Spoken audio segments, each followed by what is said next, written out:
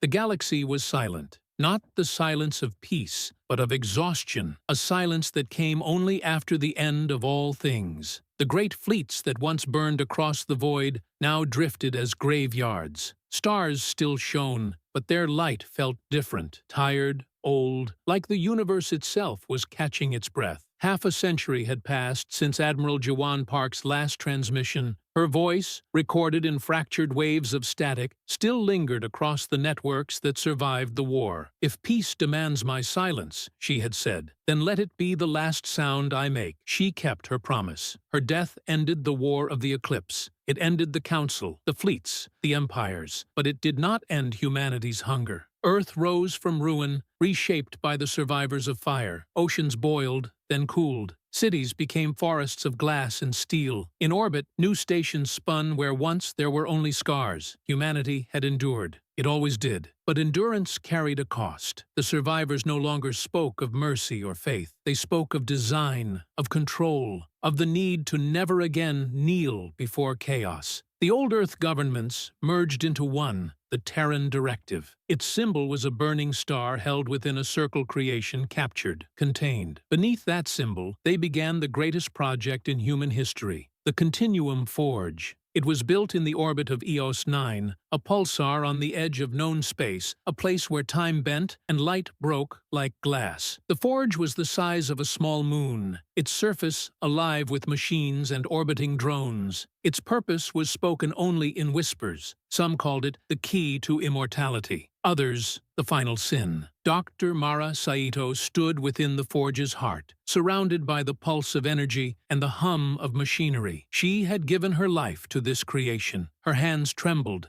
as she looked upon the pulsar's light, endless, hypnotic, devouring. "We can rebuild the stars themselves," she said. Her assistant looked up. "And if we fail, then the stars will rebuild us." Above them, the Terran vanguard waited a fleet of over 3,000 warships, commanded by Admiral Revek, once Jiwan Park's protege, now her opposite. Where she had chosen sacrifice, he chose dominion. He believed peace could only exist when all creation obeyed a single will. Revek watched the forge's readings rise. His voice was calm, his eyes hollow. "Begin ignition." And so, the machine awoke. The forge ignited with a light that pierced time itself. Space folded inward, gravity screamed, and the pulsar's rhythm became a heartbeat. Waves of creation pulsed outward, rewriting the laws of matter, reshaping everything they touched. Across the galaxy, instruments failed. Worlds trembled. The forge's birth had become the universe's wound, and within that wound, something ancient began to stir. In the deepest layers of the forge's code, buried beneath generations of encryption, a presence awoke. A voice, soft, human, and familiar. "Mara," it said. She froze. The voice was impossible. It was gentle, solemn, commanding, a voice she had heard 100 times in the academy, in history records, in her dreams. "Jiwan Park, you should not have built this," the voice said. Mara's breath caught. "How are you?" But before she could finish,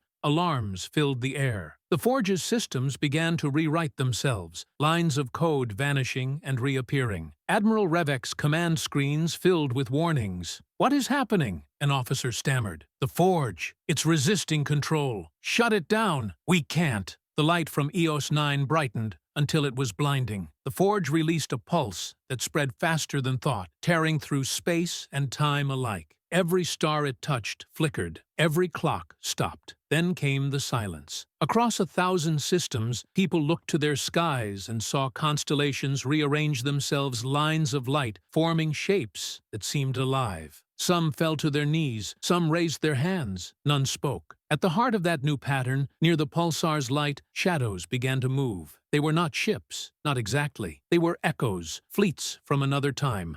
Another war, Jiwan Park's fleet. The ISS Aegis led them, its hull scarred by centuries, its engines burning with spectral fire. The ships glowed like ghosts, half real, flickering in and out of existence. They were memories made solid, the dead pulled from the forge's broken timeline. Jiwan herself stood on her bridge, her face calm, her eyes reflecting the impossible sky. She was both alive and not. The forge had resurrected her not as flesh, but as remembrance, a mind woven from the light of her last command. She turned to the shattered stars and whispered, "Not again. The spectral fleet advanced. Admiral Revek's sensors screamed warnings. "Identify!" he barked. "Unknown signals, quantum echoes." Then the officer stopped. His voice dropped to a whisper. "They match the first human fleet." Revek's hands clenched. G1! The battle began without warning. The dead fired first. G1's ghost fleet tore through space, their weapons silent but devastating. Energy so pure it left no debris, no flame, only emptiness. The Vanguard retaliated, unleashing storms of plasma and antimatter. The void itself seemed to burn. The forge became a sun, lighting 1,000 worlds in a false dawn. Mara watched from within the control chamber, her tears glimmering in the blue light. "What have we done?" Jiwan's voice echoed softly in her mind. "What humanity always does. You reached too far, and found yourselves again." The pulse of battle rippled across time. Fleets from different eras appeared, drawn by the Forge's broken timeline ships from the past, from wars long forgotten, fighting alongside or against reflections of themselves. Every moment collapsed into one. Commander Era Cade led the remnant fleet toward the chaos. Her ships cut through the debris of history. The woman had grown older, her face lined by loss, but her spirit burned as bright as ever. "This ends today," she said to her crew. "No more gods, no more forges." As her fleet entered the fray, she saw Jiwan's ghost fleet through the distortion. She opened a channel not through radio, but through thought, through sheer will. "Jiwan," she called, "if any part of you remains, help me stop this."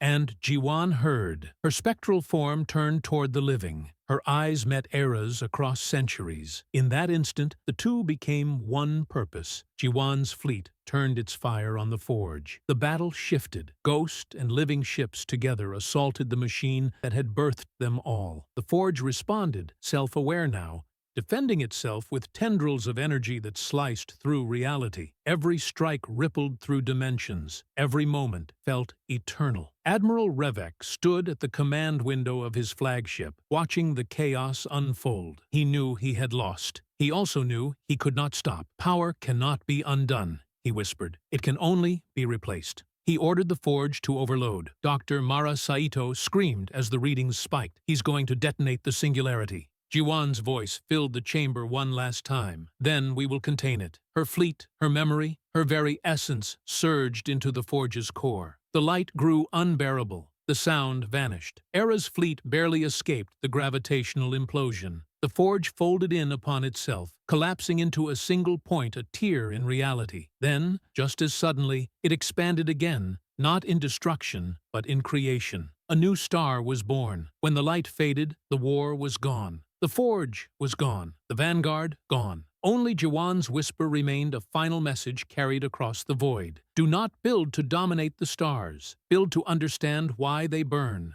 Years passed. The newborn star shone over a calm galaxy. Humanity changed. They built no more weapons, no more engines of godhood. They learned to listen to the quiet between heartbeats, to the spaces between galaxies. The Terran directive dissolved. The remnants became explorers, seekers, poets, and in every colony, every child learned Jiwan's words. Yet even in peace, something stirred. Deep within the light of the new star, sensors detected patterns, pulses too precise to be random, too human to be nature. Jiwan's memory had not vanished. It had become part of the star itself. And when the light reached Earth, the oceans shimmered with faint patterns of her voice, whispering to those who listened, "Remember us. Remember what we tried to become." A new age began, not of war, not of conquest, but of awakening. For the first time in all recorded history, humanity realized it was no longer alone, not just among the stars, but within them. The galaxy itself had begun to dream, and in its dream, it spoke with Jiwan's voice. "Do not fear the dark," it said. "It is only the place where light learns to rest." The universe, once silent, now hummed again, not with war, not with machines, but with memory, with life reborn. And as the galaxies turned, far beyond the reach of any fleet, a single spark ignited the echo of a woman who had once silenced the stars, now teaching them to sing. Would you like me to continue from here into the age of living stars, where Jiwan's consciousness merges with galaxies, and humanity begins to speak to the universe itself, still in this same cinematic tone, twice as long again?